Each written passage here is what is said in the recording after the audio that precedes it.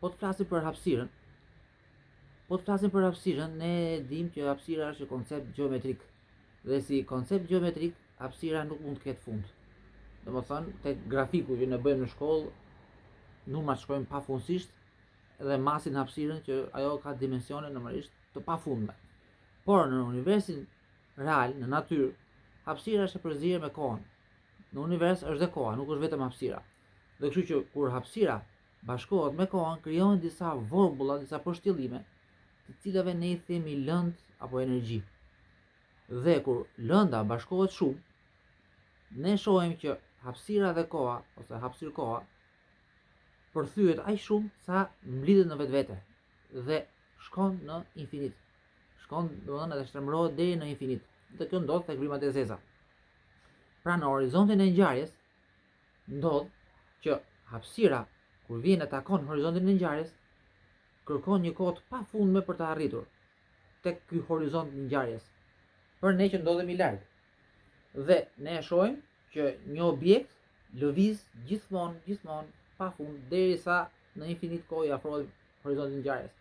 Dhe nga brenda vrimës zezë, hapësira që ishte brenda u përthya gjithashtu në infinit dhe drita që më parë ishte duke lëvizur në këtë pozicion, tenton që të vazhdojë të eci edhe mbas formimit të vrimës zezë. Vazhdon të eci, por ajo asnjëherë nuk del nga vrima zezë dhe i bie që hapësira brenda, ndërkohë që drita ecën me 300.000 km/s, hapësira brenda të jetë e pafundme. Drita ecën vazhdimisht nga brenda dhe asnjëherë nuk arrin në horizontin e ngjarjes. Domethënë, brenda vrimës zezë ne kemi një hapësirë të pafundme. Nga jashtë, në këtë drejtim vrimës zezë ne e shohim që është drejtim i cili të çon deri në pafundësi, dhe pafundësia është horizonti i ngjarjes, vrimës zezë, dhe kështu që horizonti i ngjarjes, vrimës zezë është një kufi në këtë hapësirë të pafundme. Domethënë, kur kemi kufi në këtë hapësirë të pafundme, neve kemi një ndarje hapësirë kohore, e cila krijon një hapësirë të ndarë nga hapësira jonë që jemi ne. Dhe këto dy hapësira të ndara krijojnë një universën vetë, hapësira të veçanta nga njëra tjetra. Dhe kështu del që brenda vrimës zezë kemi një universën vetë. Domethënë, edhe hapësira që normalisht është pa kufi, krijon kufi, formon kufi për shkak të bashkimit me kohën.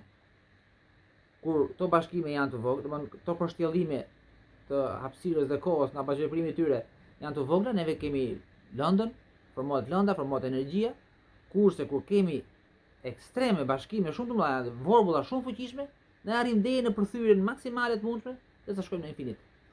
Dhe aty neve kemi vrimë zezë ose universin vetë. Ose ndarjen e hapësirës. Aty ku hapësira ndahet nga hapësira tjetër, edhe krijohen në thonjza dy hapësira. Kufijt e hapësirës së pakufishme.